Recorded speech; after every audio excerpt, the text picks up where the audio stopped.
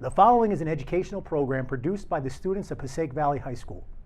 The content is very serious and at times graphic in nature. Some of the images and language used may not be appropriate for viewers under 14 years old. For authenticity purposes, the strong language has been left in. Viewer discretion is advised.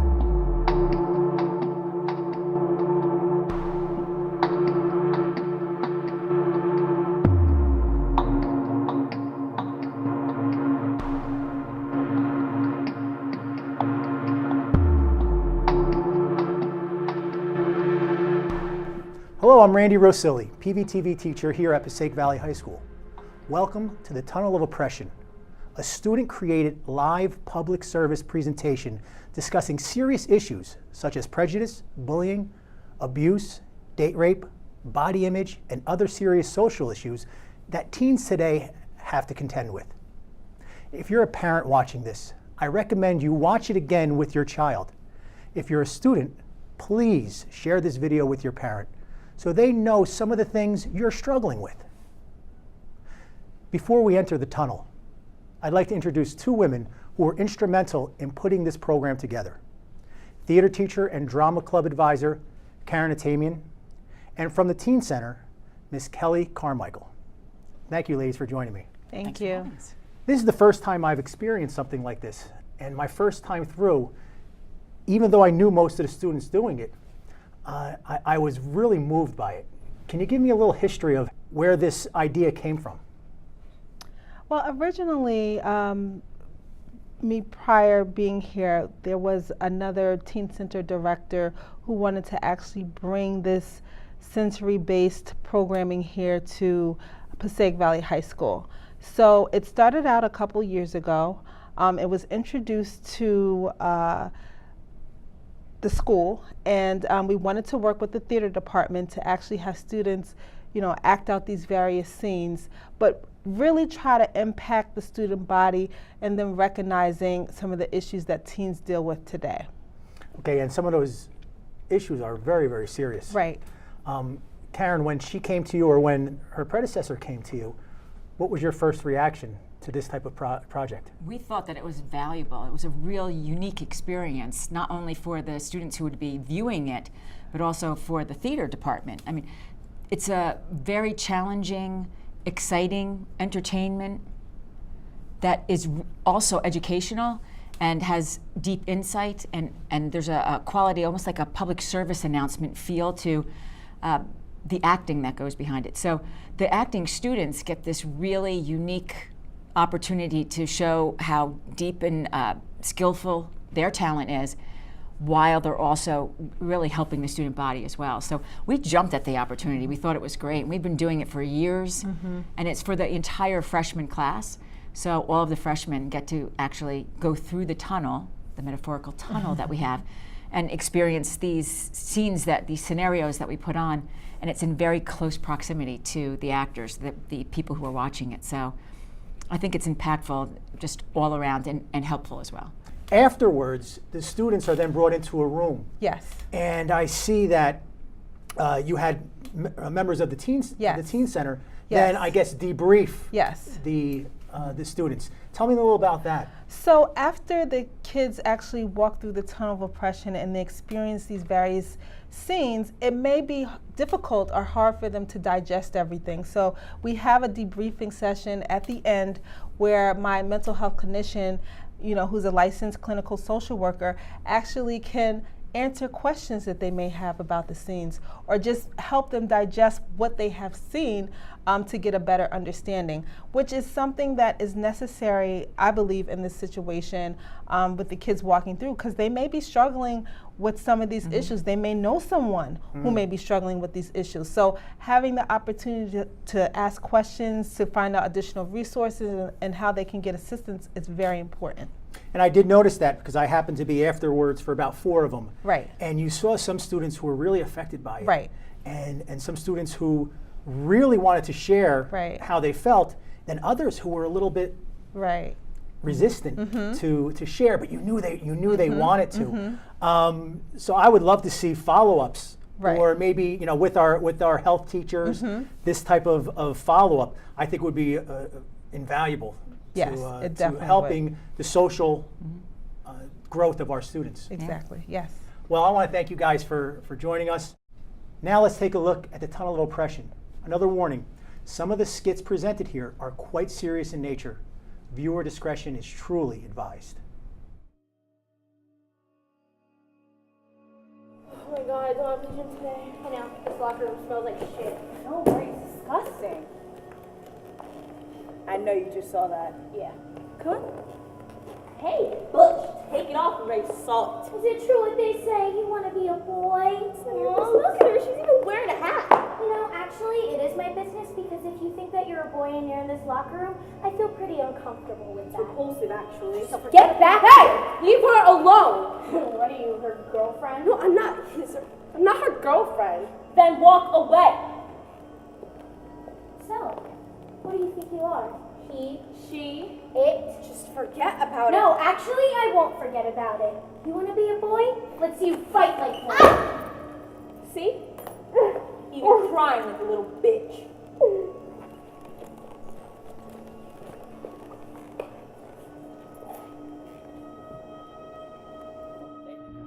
I thought it was fun, except I wish there were less people because it was a little annoying. Oh, I'm sorry. Don't touch! Hey, let go of that! Check to see if she stole something. People like them like to steal shit. People like them. You heard him! Just leave us alone. We don't want to have to deal with you. Okay, nobody wanted your shit. You trying to start something? What'd you say? No, just back off. She was probably too busy listening to her ghetto music that she'd know where she was going. Just leave us alone. I was actually listening to Georgia Smith. So next time, mind your damn business. Watch your mouth, black bitch. Oh, now you really want to start something. Please just leave me alone. What do you got going on? Ooh, what are you gonna do about this? Goes to show how you black bitches can't act right. Black bitches? I have a name. Oh, then what should we call you? Hood rat? Cotton picker? Nigger? Teresa! That's my name, damn it. God, you know this is harassment. I can call the cops on both of you guys. Chill, we were just joking. You're gassing it. Don't cross us next time, okay? People so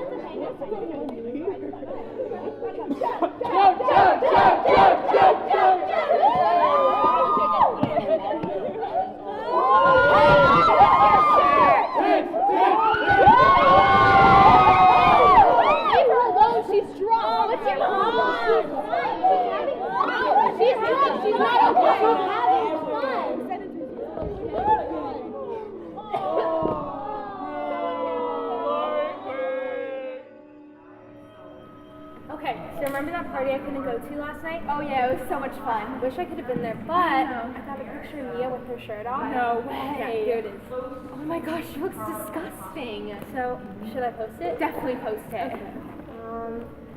Next time, keep your shirt on.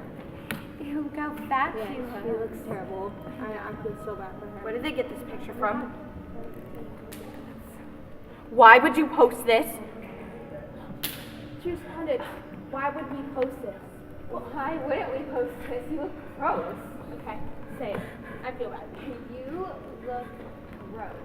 Keep your clothes on next time, fat slut. Perfect. Oh my god. You said you liked what I was wearing. How? Well, we didn't say that. I mean, no. I liked it better on me. Oh, yeah, it looked good on her, and then she took it off. Oh, yeah. I don't even remember doing this. Where would they get this from? Why would they post this? So stupid.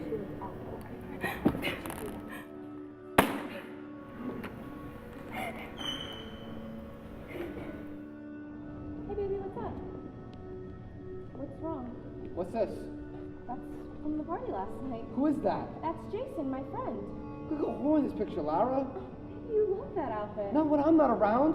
What? I'm not allowed to have friends? No, you look a slut. Stop it! You just broke my phone. So what? Don't put your hands on me, bitch. Now pick up my phone. No! I said pick up my phone. Now apologize. Sorry. Now make sure it never happens again, okay? Hey, Hey. what's up? Waiting for a ride. I saw you at the party. I just wanted to say I think you're really pretty. You have a great smile. Thanks. I saw you too. You were really cute. But I had to leave early. It was a disaster. Yeah, well, if you need a ride, my car's right over there. I could take you home. It's no trouble. Fine. Are you sure? It's right there. It's no trouble at all. Really okay. Well, what's the issue? There's no problem. I mean, it seemed like you were just flirting with me. Is my car not good enough? I don't know what. It's really no trouble. No, please, you just let me go. Just come please. here. Please, no. Shut up, please, let me bitch! go. What's that smile now? Nothing. Really, this is nothing? That's not mine. How many was it today? What? Just one you reeked. How many was it today? It was just one. That's completely nice of you to say. Look, I'm trying to be here for you and help you, but you won't let me in. That's just it. Stop it. It's pathetic. What are you doing? What? Are you seriously gonna take pills right now while I'm talking to you? These are for my leg, you know that. No, they're not. They're my mom's pills. Last time we hung out, those were missing. I get it. You think I stole your mom's pills? Yes, I do. You need help. I didn't. These are for my leg! Give me them! Stop! You're sick, you know that? I'm trying to be here for you. You used to have a good life. Just leave me a lot of friends, a lot of family. Stop! Just good grades. Just stop! Why won't you let me be here for you, please? I don't need your help. I need you to go away. Just leave me alone. Please. Just go away. Stop it. Stop! Let me go. Come on. Come on.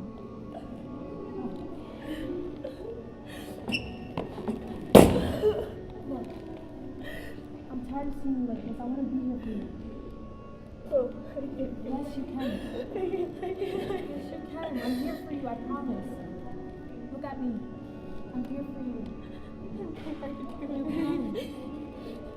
People care about you. I care about you. I don't want to see you like this anymore. Okay. Okay. Hi. Are you okay? You haven't been acting like yourself lately. I have something to tell you. And you can't freak out, okay? Okay. I'm pregnant. Are you kidding me? No. How did this happen? The party a few months ago, I was drunk and things got out of hand. Do your parents know? You're the only person who knows. God, I just can't believe you'd be so stupid. Are you kidding me? I mean, you're so smart. You have straight A's, so many college scholarships, and you're just throwing it all away. You know what? I wasn't going to tell you because I knew you would react exactly like this. So you know what? I don't want you here. Just leave. Fine.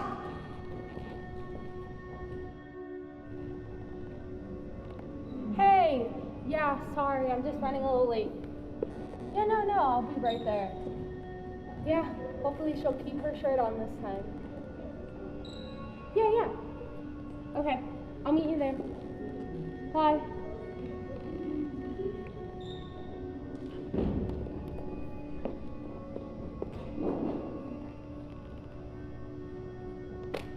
I used to be so skinny, so pretty, and now I just have all these fits all over my face, and I just look ugly now, and I keep trying to lose weight, and I can't because I have no friends, and my friends, everyone thinks I have so many friends, but I don't, and they don't ask me how I'm feeling because they don't care, and I'm just trying so hard to be pretty again and fit, and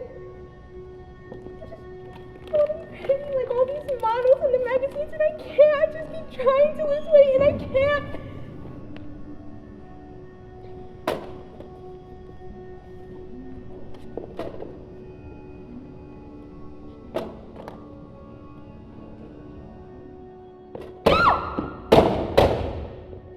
Trying to lose weight and I can't. This doesn't work and I can't.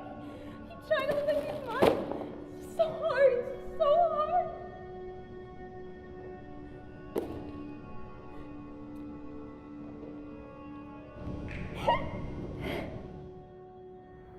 Hey. What's up? Hey. Hey, are you okay? You don't sound good at all. I have to tell you something. You know you can tell me anything. We've been close for a while now, and I don't want you to think that I wouldn't be able to help you with anything. This is a little harder. Okay, I'll listen. Go ahead. Remember that party at your house a few weeks ago? Yeah? I wasn't feeling too good, so Greg, he Wait, said, Greg, like my brother? yeah. Okay.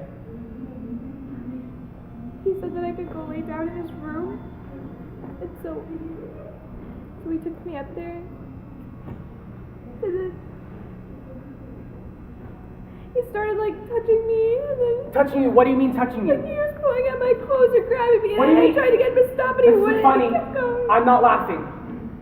What are you trying to get at? Greg isn't like that, and you were pretty drunk that night, so I don't even know if what you're saying is true. Why are you doing this? I wouldn't make this up. Annie, are you drunk right now? Answer me. Are you drunk right now? Because recently you've been getting really drunk recently, and I don't like it at all. No, I'm not drunk right now. I thought you would be there for me. There for you? You want to talk about being there for people when 2 months ago my friend threw me on the ground and called me a fucking faggot like that? There for me like where you were for that? You know what? Sober up and call me tomorrow because this is bullshit and I'm not here for it. You will maybe I won't even be here tomorrow. Wait, Annie, wait.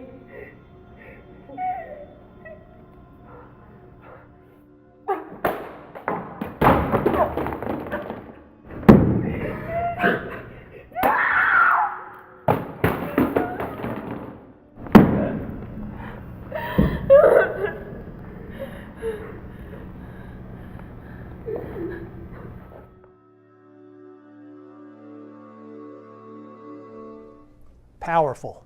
A great job by the Passaic Valley students. At this time, I'm joined by some of the students who participated in the program. Guys, thanks for joining me. It was really powerful. I've been doing this for many years. And when I left, and I know at least half of you, when I left, you ceased being Mark and Annie and Gabby and Gabby, and you guys were just actors and actresses that I was watching share very, very intimate portrayals of what happens. When this project was given to you by Ms. Atamian, tell me, what was your first reaction to, oh, I definitely want to do this? I think a lot of us remember going through the Tunnel of Oppression as freshmen and seeing the scenes that they did. So when we got to our older theater classes, we kind of had an idea of what we would be participating in. And we just remember the impact that it had on us when we went through, and we really wanted to be a part of that, and as actors go there and really express that emotion and really reach that acting point. I think that was important to us. Is it like a rite of passage? Like, do you know that, oh, we're in advanced class, we're going to do this year, and you get excited about it? Yeah, once you get to Theater 2, which is where most of us are now, you kind of know that's our project for the year, is Tunnel of Oppression, and then even as early as like December or something, we start working out, okay, who's going to do this scene, who's going to do this scene, what do you want to bring into these scenes this year, what do you want to do to make it a little different, do you want to take this scene away, do you want to put this scene in? It's kind of like a table discussion of what we want to do and how we want to make it different, what messages we think were really powerful and we want to keep in there. It's really like a group discussion and a group improv of what goes on. When you picked it, and as I was watching it, some of you guys were not in your normal type cast. You were definitely out of your comfort zone. Did some of you guys really, Gabby for instance, you were bullying. Did you decide that I want to bully because I'm not a bully in real life, or I've been bullied, or I just want to try this role? For me, and I think Chanel too, we just really wanted to step out of our comfort zone and try and do something a little bit different for us, because the LGBT scene we did was actually the first time that we ever did a scene like that. In previous years, we just did bullying people who are gay, and this year we did something different, so I definitely wanted to be a part of that. And this year you bullied, share with that. A transgender, female to male person that was in the locker room. That was the first part of the tunnel. What Yeah. made you guys? Who wrote that with you? We kind of just made it up as we were standing on stage. We decided that that was like something that is going on now, and we wanted to address that to like every freshman that was there watching us that day. Someone else, that you picked something that was either very personal to you or just way out of your comfort zone. Well, you could have taken Mark's microphone. Okay. Oh, Mark has a microphone? Yeah, take that. This is my first year doing tunnel, and the teacher and a lot of the other students asked me if I would be uncomfortable being oppressed in the racism scene, and I feel like it was uncomfortable in the beginning, just practicing, but after a while we warmed up to each other, and I'm super lucky to have Mark and Christina be in it with me, because they're two close friends of mine. So, yeah. But Ed. Oh, and I just wanted to say that we started the scene off as an improv, and personally it was very hard to seem like the aggressor because normally I'm just not that type to be racist and all that stuff. And so when I threw myself into that scenario, I froze. You can ask everybody here, when I started doing it, it was very bad. I didn't know what to do, I didn't know what to say because I've never just been that person. And so after a while, we got close to each other, and then we decided, okay, here's what we hear around school, here's what goes on, and we want to incorporate that into our scene so that it becomes more real, and people think, wow, this is something that can actually happen.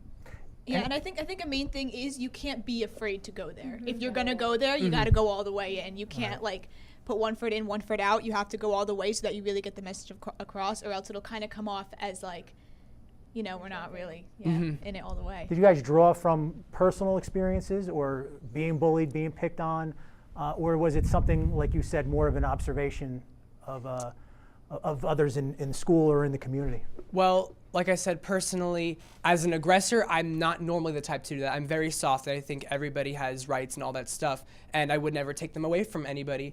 And so it's just from what I see. It's from what I observe in school. It's what I observe just in general, and I take that and I want to incorporate it in something that I know people are going to see and be like, wow, this actually happens, and people are become more aware of it. I have a lot of conversations day in and day out. As you guys know, my room is usually full with you and your peers, and we talk about various real topics. Someone came to me and said, you know, when you do something like this, what you're really doing is teaching people how to be bullies, or you're teaching people how to tease others, or how to cyberbully. How do you feel about that? Were you showing people that, yes, we understand that you're going through this and we want to help you, or there's places to help, or do you think that you were exposing people to who maybe never thought of someone as an African-American girl, she's just a girl to them, bringing that to light? Can someone speak to that? I disagree with that. I think that the tunnel of oppression is something where we are trying to teach people that this is not the way to go, you know what I mean? So it's also just to see people who don't go through this stuff, like, to see it in front of them, it's a shock value. And I think personally, last year I saw the tunnel of oppression with Miss A's theater class, and I thought that, wow, this was really like breathtaking almost, because me as a person, I would never do any of this stuff, and I would never want to be put in any of those situations, and so it gives them like an insight into how the people who are put into those situations feel, and I feel like personally that deters me from doing things like that. Okay.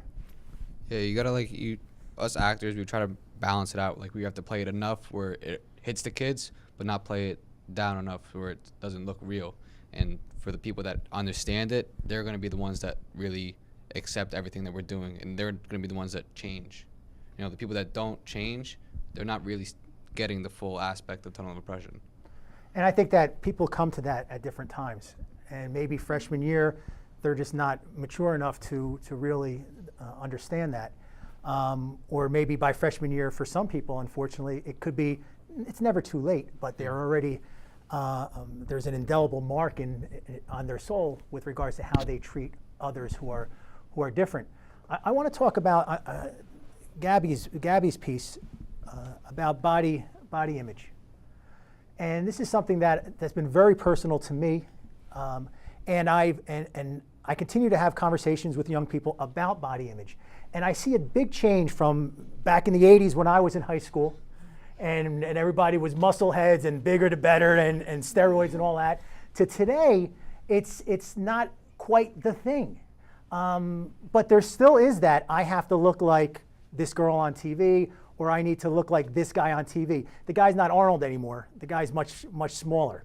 Talk to me about putting yourself into that role.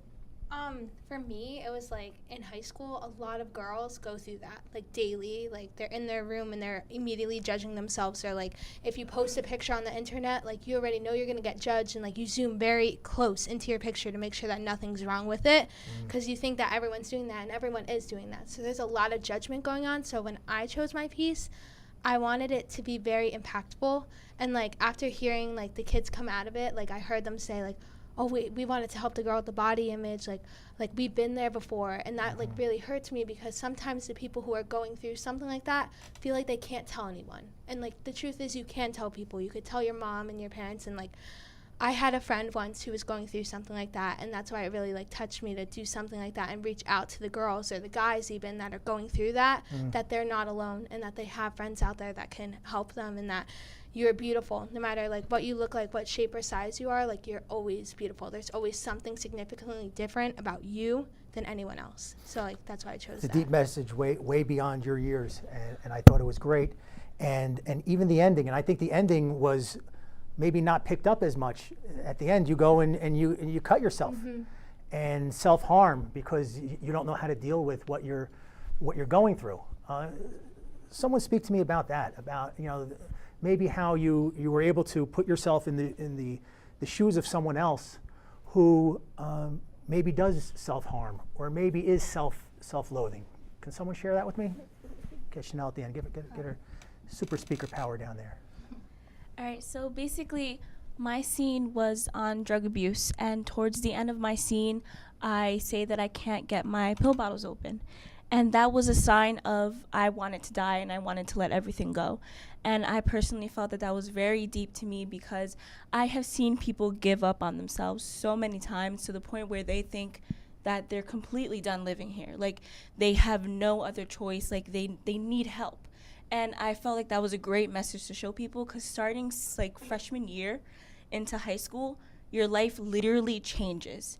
And they don't recognize that just yet, because they still have the same friends and they don't expect things to change. But it will, and sad to say it, but things do get harder for people. Not everything stays the same. You can't have your mom there all the time, and like you're growing up and you don't want to explain certain things that's happening to you to your best friends that you call your friends throughout the years, because you will lose them. And that hurts people. And I felt like that scene is incredibly impactful for everyone that was watching, because at the end of the day, people do really get to that result, to the point where they don't want to be here. And that's such a sad thing to see, because there's so many people in schools and at home that can help you, and they just choose not to do it. And there is, I think the Teen Center is, in all the high schools I've been in, and I've been in a lot of high schools, to me it's one of the richest things I've experienced, where it's a place where everybody has a place. And I find that in our school that is a very powerful haven for those who maybe feel out of place. And everybody has a place. There are people who hang out at PVTV, hang out at the theater, hang out in the music room, hang out in the locker room, hang out at the Teen Center. And it's great to have that place where it doesn't matter who you are, and you can come there and feel like you're welcome. A part of this, to me, is about communication. Someone on the end, I haven't heard from you. Share with me about your communication with maybe your parents or your family when you're having problems like this. How important is your family to you as a support system? Well, for me, I think family is everything. Like, family comes first, and I talk to my sister a lot. Like, my sister is one of my best friends, and I tell her everything, even if I don't want to tell her. And stuff that I don't want to tell my parents, I tell her, and she gives me advice. Even if she's younger than me, like, she's coming next year. She's going to be a freshman. And I tell her everything. She tells me everything. And my mom, sometimes I miss her sometimes. And I come into her room and I sit with her and I talk with her. Like, family is everything, and it's important to communicate with them. And you see that right there, that connection you have with your sister. We were talking about ending it or, being done. And what people don't realize is the impact that has. They don't realize if something ever happened to you or your sister, the loss that you or your sister would have would be enormous. And maybe people that we come in contact with on a daily basis don't understand that, and don't understand that that there are people around you that would care if you weren't here, that would care that you no longer walk down the hall with them. And I think that when you get to that low, that's really where you need the most help. Mark, I see you're really moved now. You want to share that with us? Yeah, because I always think about it. I'm like, sometimes I get really stressed personally. I'm like, oh my God, so much is going on and I don't know what to do. And then I just think about my family because I love my mom so much. I think my mom is the best person, and I know she's doing everything she can to support me and help me. And she's just so fun. And I just think about it. I would never do something to myself because I love my mom too much for that. I think that's so selfish of me. If I were to hurt myself or think some way, I'd be like, how would my mom feel about that? Because she's here every day trying to help me, every day trying to support me. And she's doing it successfully. And that's why I think many parents should be there for their children, because it really conveys to your children how much you love them. And I'm super happy she's been the most supportive person I know. That's a very powerful message for people to see, that sometimes you just need someone to say, I'm listening. Or sometimes you need someone to say, I understand. And every one of us, out there could also be that person. You can be that person who reaches out and says, I'm listening, or I'm here for you, or I don't understand, it's never happened to me, but I'm going to help you through it. And being that person is exactly what you guys did here. You guys did a service to your classmates to show them that they're not alone, that their problems are real, and that they have somewhere to go. You have Something Ms. A would always say to us about Tunnel when we were doing the scenes, when we finished, before we started, is that even if we reach one person in that audience, that everything we did, every scene we did was worth it. Just to touch one person, show them they're not alone, that they're, we know their story. And I think that's very important, and that's the message that we carried with us when we did Tunnel of Oppression. And you know what? You touch that one person, and you know that person's going to touch someone else, and it becomes a domino effect. I think we should leave it right there. That's great. I think you touched more than one person. You guys did a wonderful job. It really touched me, and I hope that our viewers are touched as much as our students were, and I was. Thank you for watching. We feel that these themes are very important and ones that can be avoided with proper communication. Students, if you're struggling with any of these themes presented in this presentation, or maybe unique situations of your own, please find an adult you trust and share it with him or her. Although you may feel alone in this world, you're not. I guarantee you there are people who care about you. As a matter of fact, it might be the person you least expect. Parents, if you suspect that your child is struggling, don't sit by idle. Take action and persist. We'd like to thank the administration and staff for their support of this effective program. Share this with someone you care about. For the entire Tunnel of Oppression team, I'm Randy Rosilli. Thank you.